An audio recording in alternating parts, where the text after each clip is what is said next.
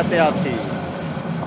খুব সুন্দর দৃশ্য, পাহাড় পর্বত, নদী নালা সব জায়গায় ঘুরে আসলাম। এবার আসলাম ট্রেনের জগতে।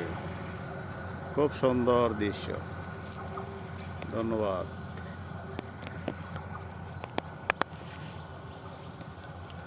খুব সুন্দর দৃশ্য ট্রেনের জগতে।